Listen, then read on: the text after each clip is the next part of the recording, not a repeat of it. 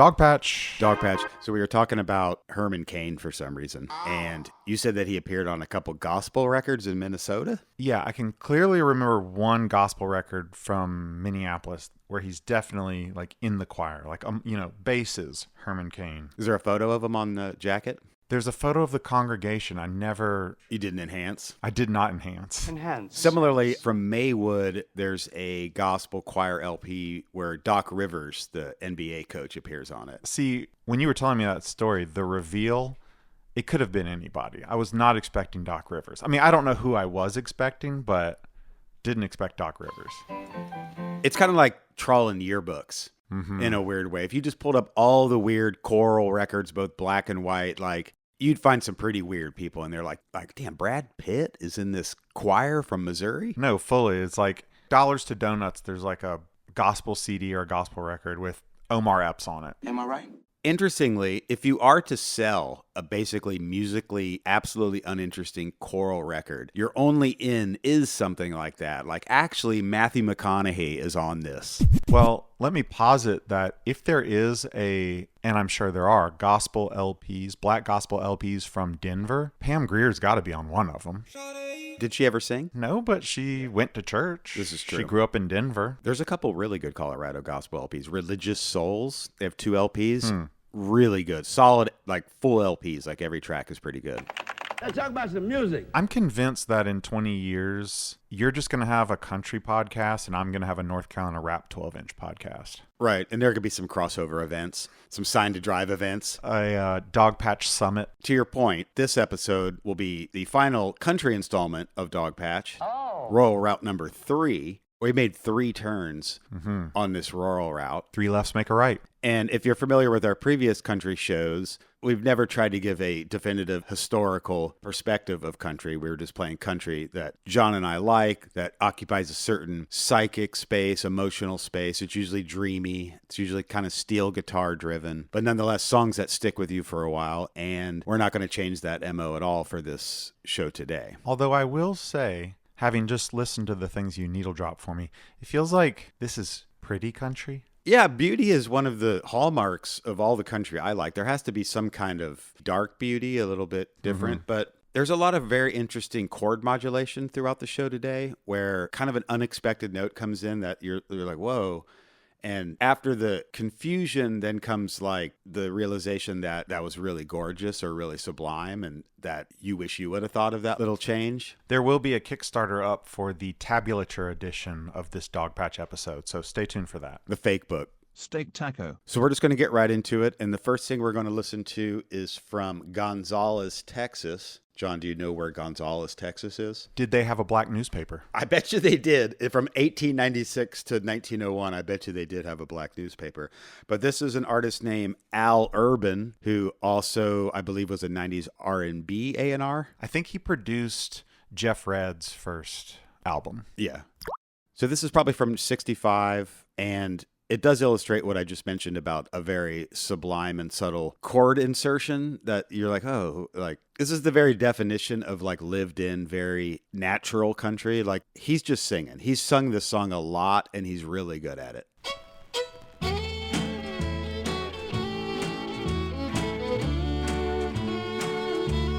Lonely dreams and lonely wine makes a lonely life like mine. I just don't know what I'm gonna do.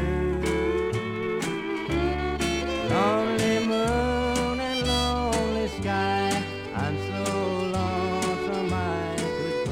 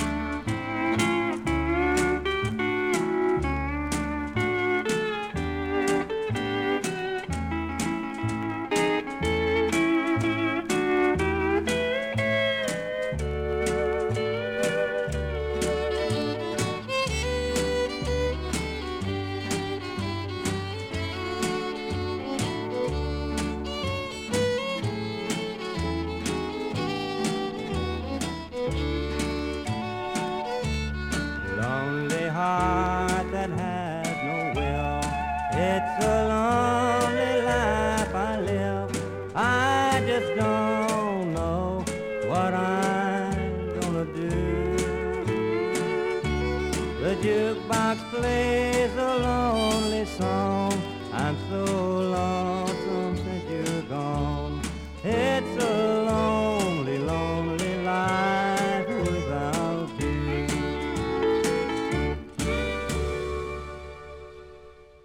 Al Urban is very, very mellow, very sublime, very sad. It's incredible, given the form of country music, particularly in the 60s, how much can be done with so little. Mm-hmm. It's supposed to sound like this. Now, what can you do inside this box? Like, here's 3 colors.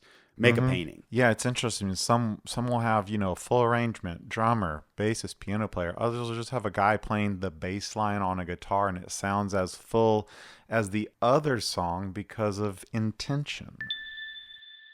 Scarcity of elements in a lot of this country makes or breaks a record. And I think country is one of those genres also, is like the more you add, the worse it gets. Good point. That was the death of country, is once they added too much shit. Like, let's get a whole chorus of cooing ladies. Let's get strings, whatever. Like, that was ultimately the end of country. To the point now where at breakfast this morning, they were playing contemporary country, and it's all indistinguishable from each other. And the only thing that's country about it is the fact that the guy singing or the gal singing might just have a slight accent. Mm-hmm. That's literally all the difference between that pop music and anything else. And I would say in these arrangements, there's no redundancy. Like, no two people have the same job. Everybody knows what they're there to do. And in a case of Al Urban and his group, like, that's like the most comfortable pair of sneakers ever. Like, Was his group the Urban Dance Squad? later. Okay. Later.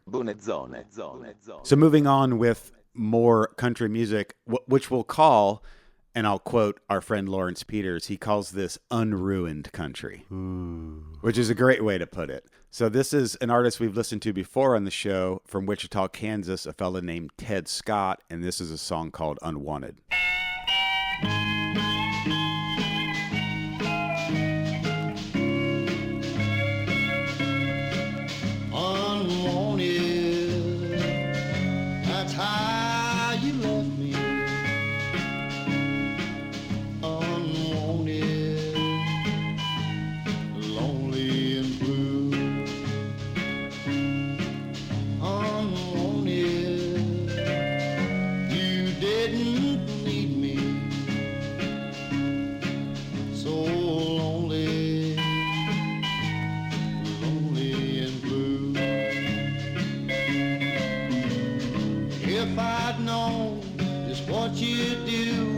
I'd never give my heart to watch you walk away with him right into his arms. Unwanted, you didn't want me, so lonely, lonely and blue.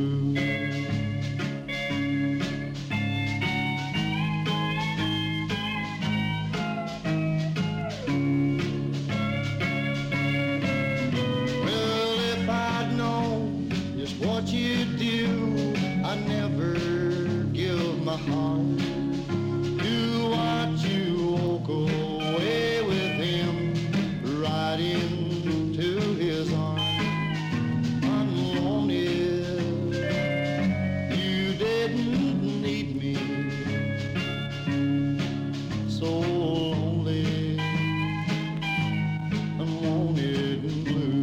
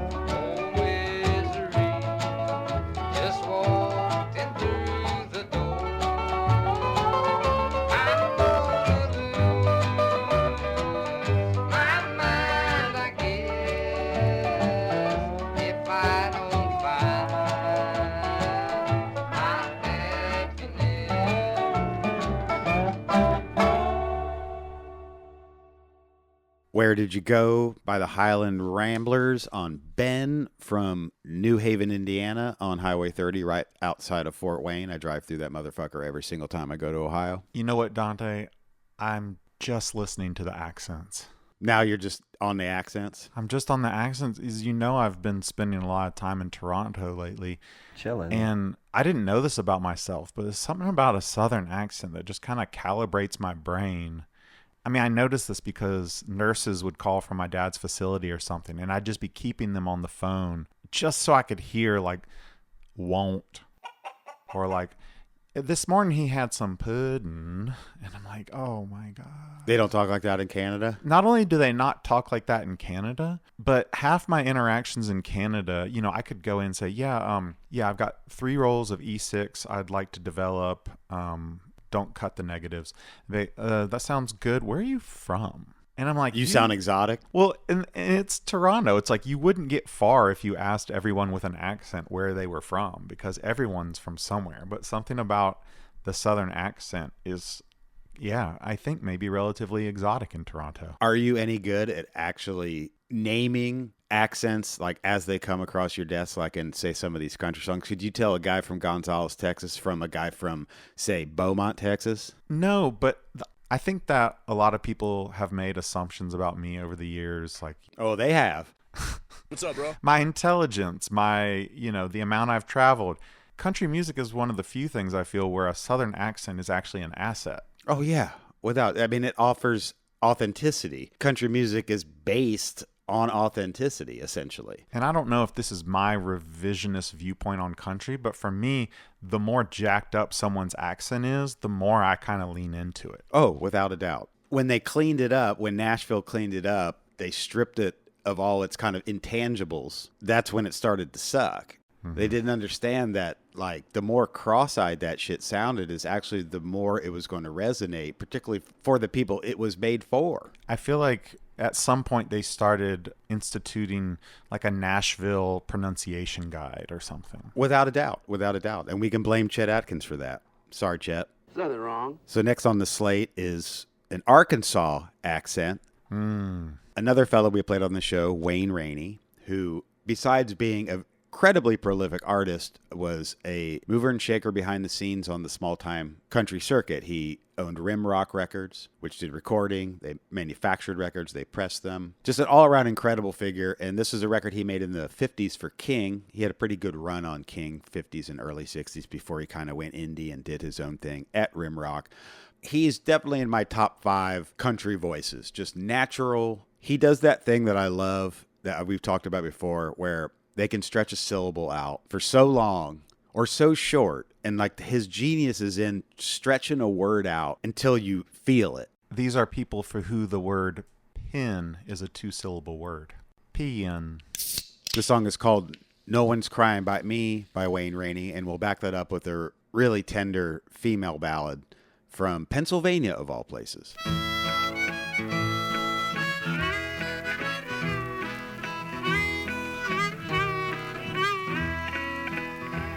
We put our hearts together and found our love could be. Now you see it dying and no one's crying but me.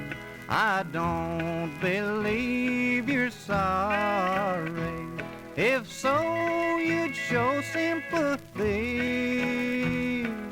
When our love is dying, no one's crying but me.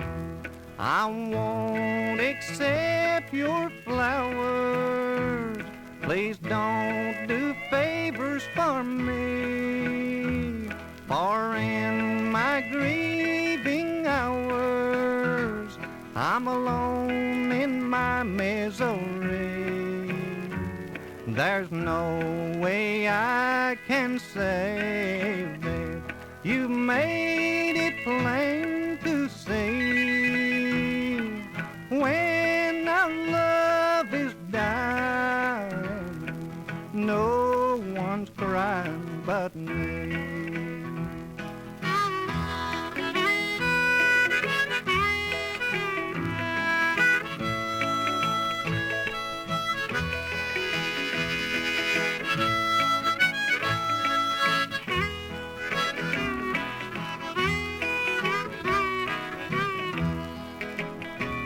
I won't accept your flowers. Please don't do favors for me, for in my grieving hours I'm alone in my misery. There's no way I can save it. You made it plain to see. When our love is dying, no one's crying but me.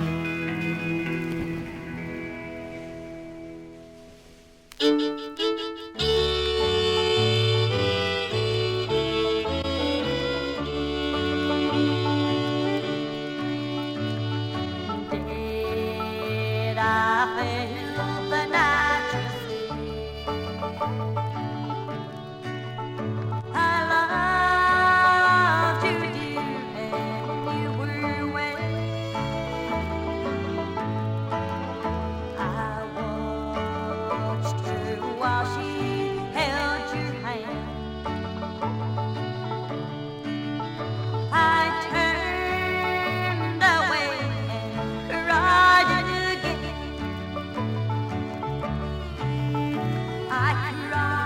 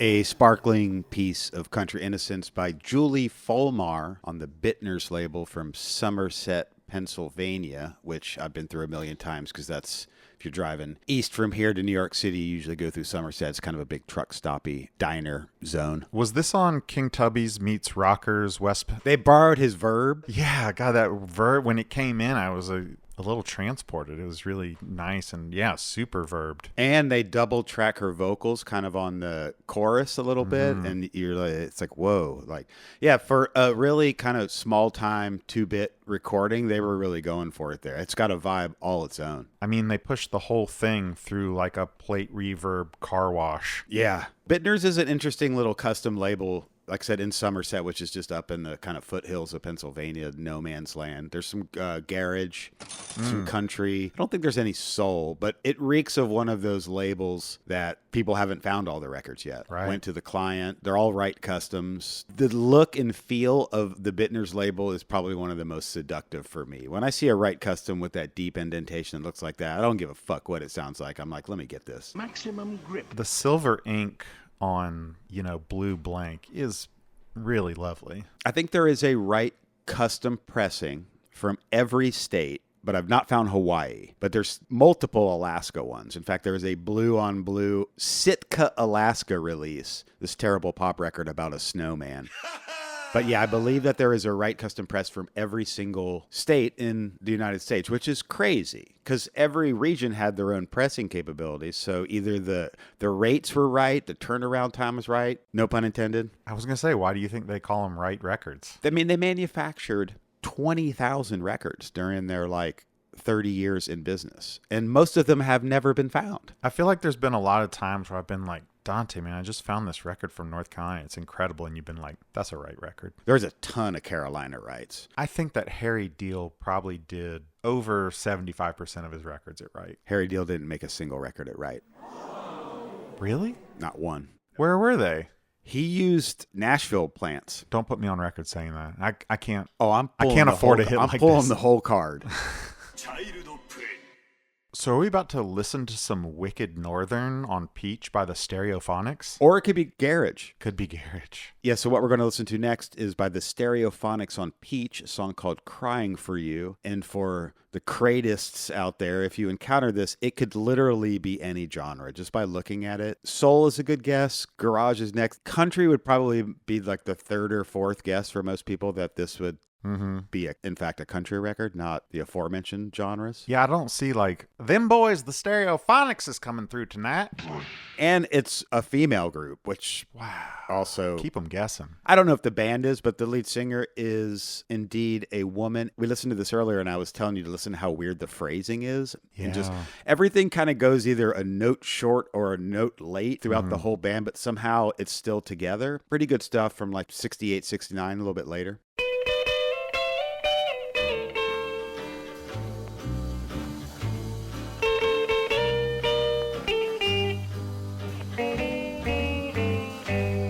Don't understand why you have gone. All that I know is you've left me alone. My dreams are all shattered. My heart's broken too, and my eyes just keep crying, crying for you.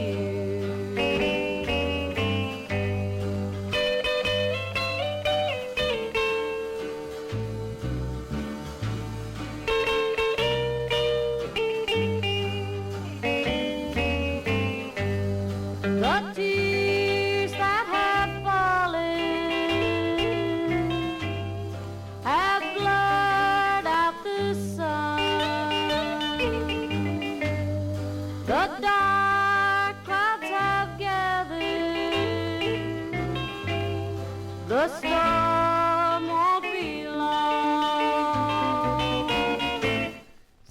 Someday you'll be sorry when your new love is gone. Then you will be crying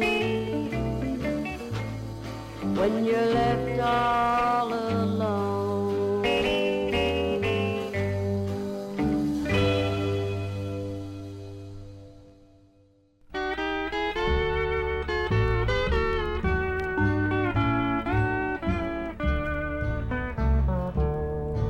I was just too broken hearted to stay home alone, just waiting and praying that you would come home. But I know you won't believe I wasn't untrue, 'cause darling, I love no one but you. I may have been seen out running around in the dim lights of taverns on the wrong side of town. But no matter what they tell you, I wasn't untrue, 'cause darling, I love no one but you.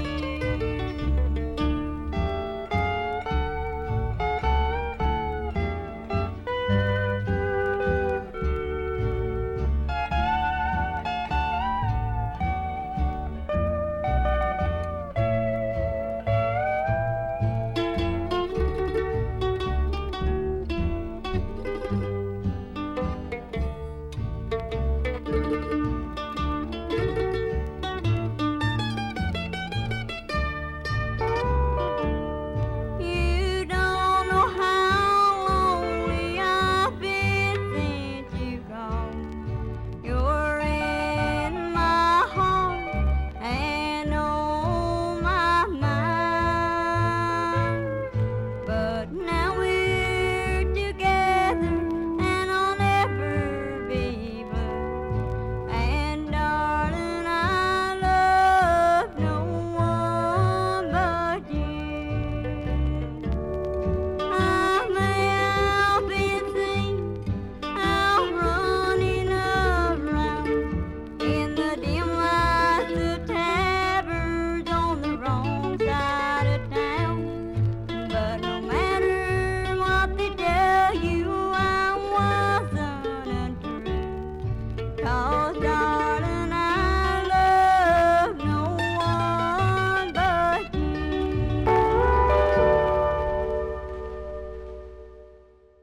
I believe that accent is Meemaw. I feel like that's either an 8-year-old Meemaw or an 80-year-old Meemaw. Impossible to tell her age as well on that. Like, what? Her age is very fluid on that recording. So that was Betty Jean West, Darling, I Love No One But You on Neighbor from Indianapolis, which is a great label. Pretty prolific. There's probably like 30 some records on there. And when they get it right, it's always the real deal. Neighbor, Nabor. Also, Rite Pressing. So And another one. back to the song before Betty Jean, Crying for Your Love by the Stereophonics. I was listening to the guitar player a little bit closer upon that pass, and he obviously somebody played him a jazz record. There's always that moment in like the country session guy's life or country guy where you're like, oh, there's even more chords within this little scale that I can play. Mm-hmm. And he was like, let me get it. But the rest of the band had no idea what he was talking about. Like, go ahead, bro. Well, especially not the drummer because he was in the parking lot. There's also something to be said for the kind of instant seductive quality of most female country. Talking to a couple friends, I'd be like, do you like country music? They're like, like when there's a woman singing. They tend to prefer that. I get that. I guess a gateway drug for most country people is probably Dolly. Maybe it has something to do with that. Yeah. I wonder how many times we mentioned Dolly on this program. She's wonderful. She's a great point of reference, just as James Brown is a great point of reference for all the soul and funk we listen to. Dolly Parton is a great ambassador for the genre. Costs a lot to look this cheap. So coming up is a example to me of one of the finest pure country records, like by the numbers, perfectly executed on every front. The voice, the lyrics, the instrumentation. And this is a fellow from Texas named Phil Parr, who's actually fairly prolific. A little bit of Googling several years ago told me he was blind, which may enhance his ability to emote or stretch out syllables or put very strange vibrato on very strange parts of words. He's an incredible fucking singer. This guy's one of your kind of top guys, isn't he? His other records they're good, but they're not this. Okay. There was something, I think it was a combination of, he didn't write this song, but it feels like he did. He's singing it like he has lived this. And this appeared on a label called Skill, which was a Huey Meaux thing. Somebody needs to make the Ken Burns style Huey Meaux documentary. That shit would be bananas. A guy that was in the industry for 2 trillion years, owned every important studio, and then most that anybody knows about him is that he got busted for having like kiddie porn on his computer like in the 90s. You know, I'm going to say something controversial, but Dogpatch does not support pedophilia. Judging from your face and your lack of response, John, you don't know who Huey Meaux is? I don't know who Huey Meaux is. You've never seen that name on a single record. You're from North Carolina, south of the Mason-Dixon. Huey Meaux, spelled M-E-A-U-X? Yes, Crazy Cajun. I know Crazy Cajun. He ran Crazy Cajun. That was one of his 2 trillion labels. Gotcha. So his hands were on everything. Distribution, radio, labels, production, songwriting. On and on. He started Sugar Hill Studios in Houston, which is still in business, and that's probably where Beyonce recorded her fucking country record. Gotcha.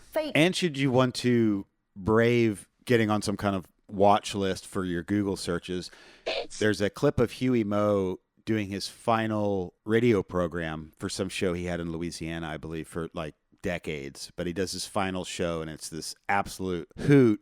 Funkmaster Flex is tame compared to just like the amount of like booze and cigarettes and people coming and going and dapping up Mo and all this shit. It's wild. It's pretty long too. And he's playing like ripping Cajun records and he's playing some like Freddie Fender record. He doesn't give a fuck. It's really cool. Rest in peace, Meemaw Mo. Three's a Crowd by Phil Parr.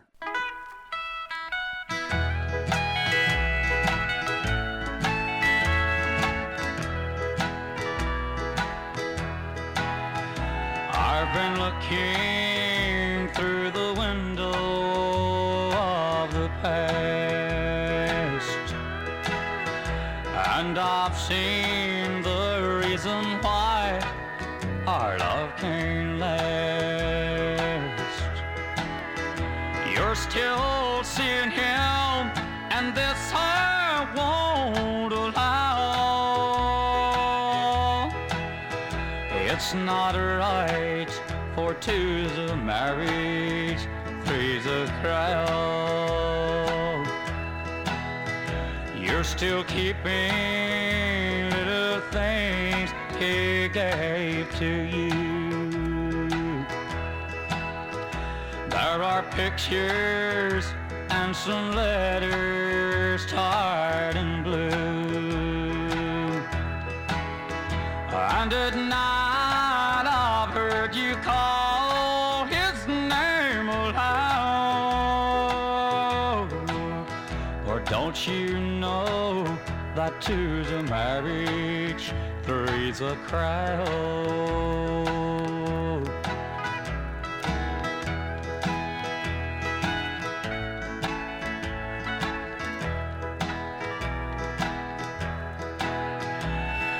If you love him, you don't need my company.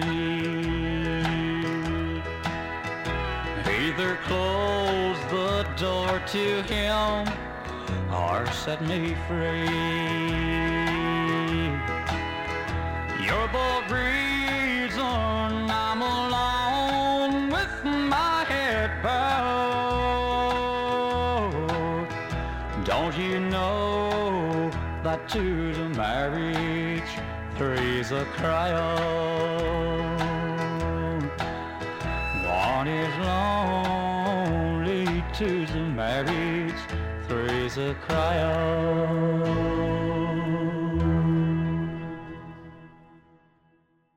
Flawless execution. Also, I wonder what a police sketch artist rendering of him would be.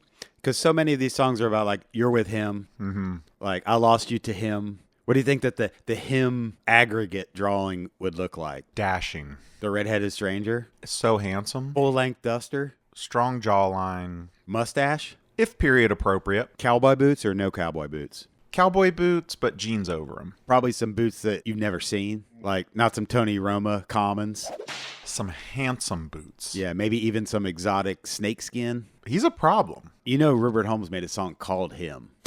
I do. That shit is intense, man. That is some major divorcee shit. That shit is hard. Well, there's a Jose cover of him, and it's like, L. Who's Jose? Maybe like Menudo for adult women. He's just like a kind of like popcorn Mexican artist. It's country or it's just Tejano? It's Mexican. Sausage. What do you not understand about the country of Mexico But and its cultural export? There's a lot of music from Mexico. It's not just this is Mexican music. Pizza. I'm curious, but do you think this guy has ever heard Frank Sinatra? Phil Parr? Yeah. Probably. It just feels like this is in a completely different universe where the quality and integrity of your voice has nothing to do with anything going on outside of the South. What do you mean? The way he sort of leans his phrases, the way he sort of warbles at the end of each line, it just feels like a skill set that is not honed by any other kind of vocalist from this time period.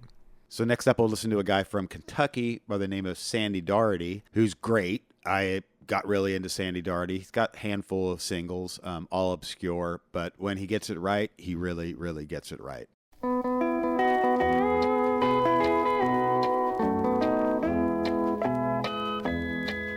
I'm tired of being just your hang around. You only want me when he's not in town. And this old second fiddle sure is sounding mighty blue. So I think I'll look around for someone new.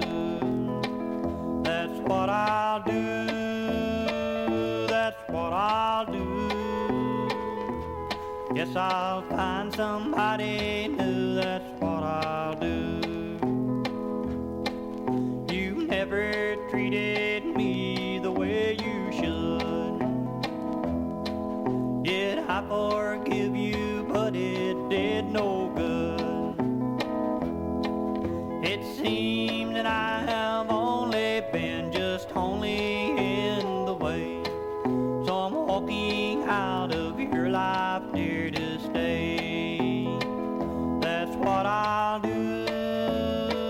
That's what I'll do.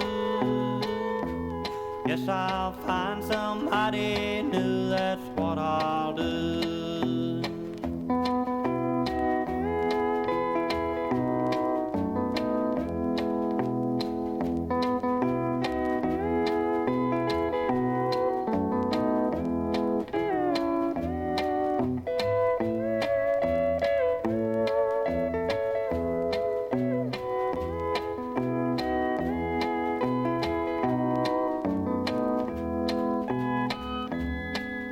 I know you'll never change, it's plain to see.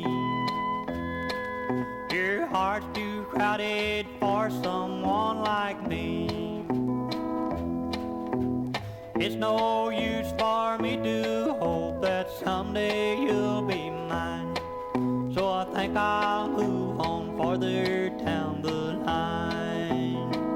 That's what I'll do. That's what I'll do. Yes, I'll find somebody new. That's what I'll do.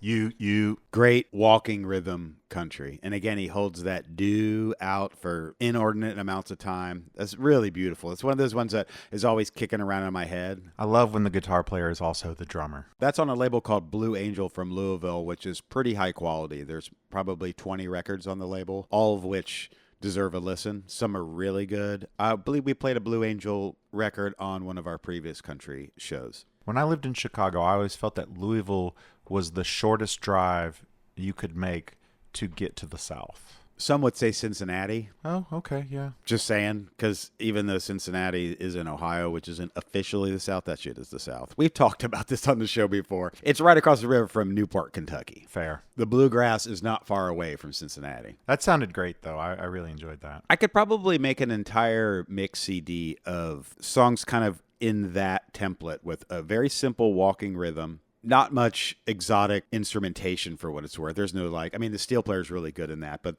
there's not too many pyrotechnics going on there that are all really, really, really effective. If you made that CD, I would listen to it.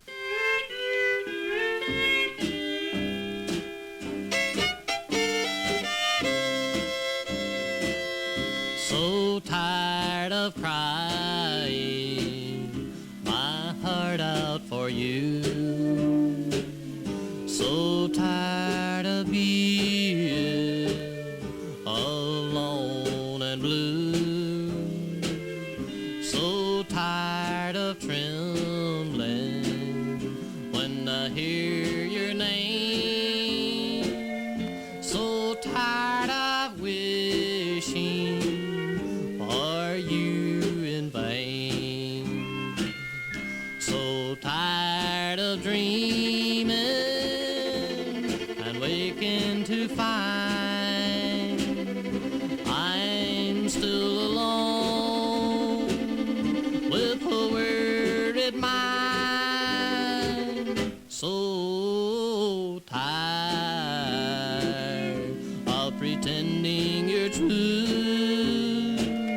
So tired of crying my heart out for you.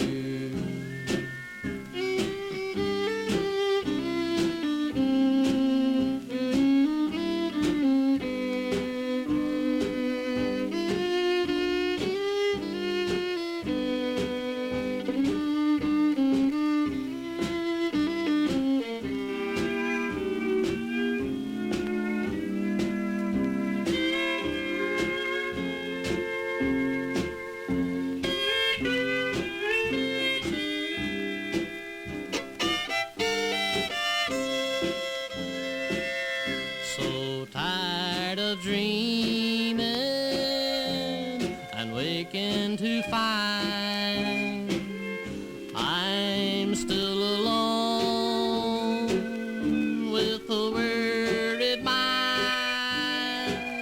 So tired of pretending you're true. So tired of crying my heart out for you.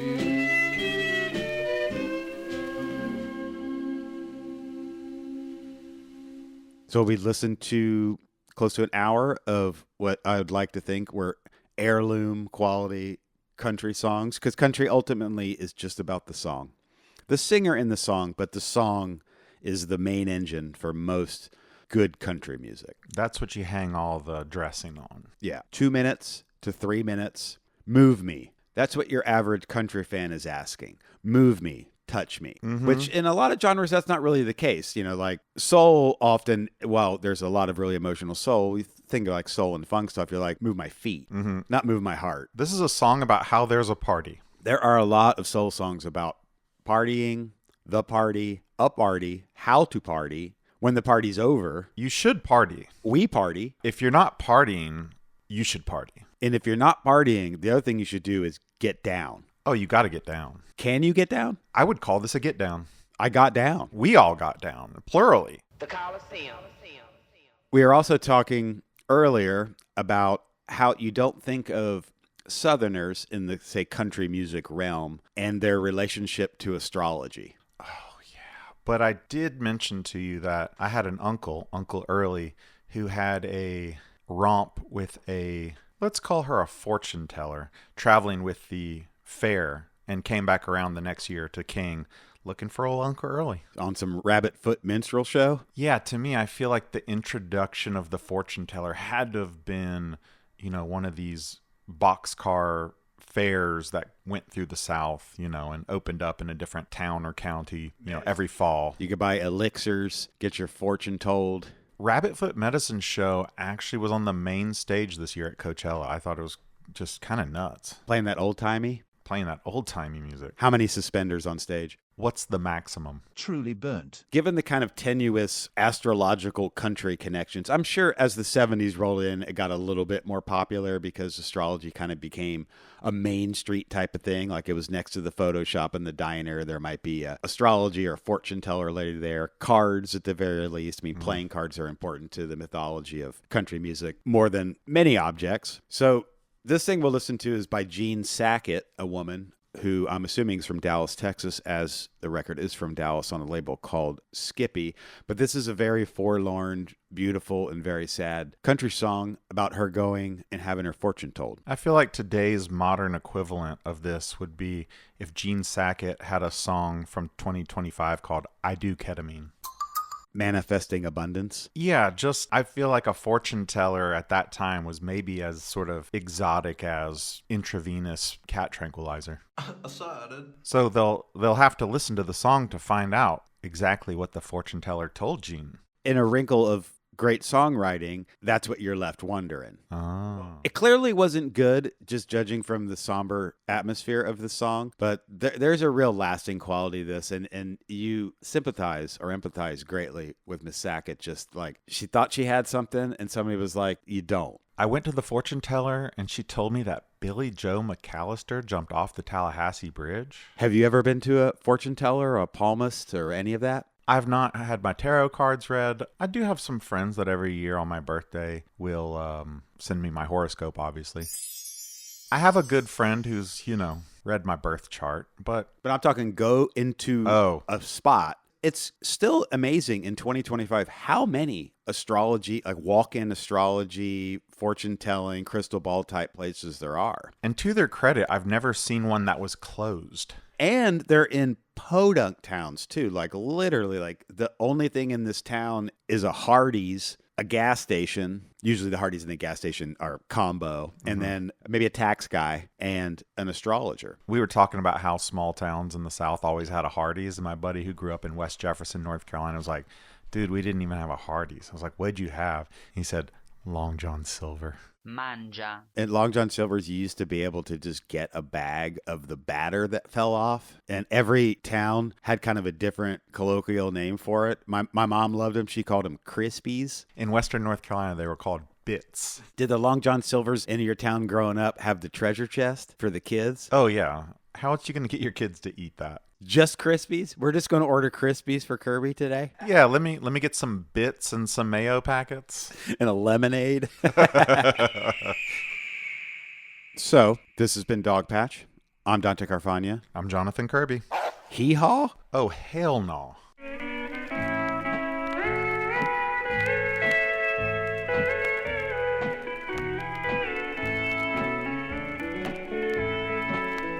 Our romance just seemed to die, and yet we still exist.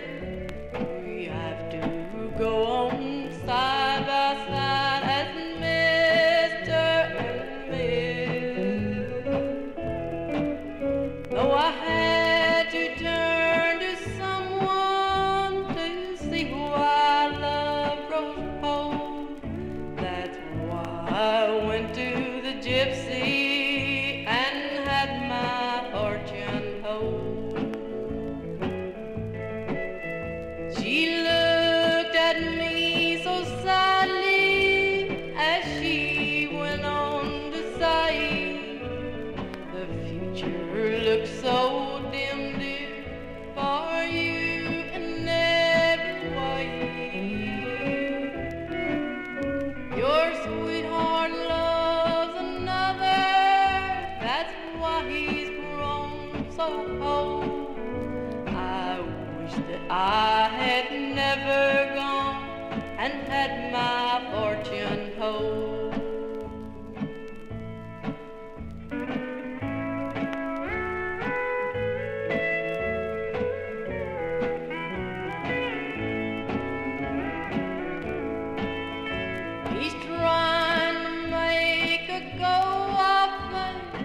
staying here at home.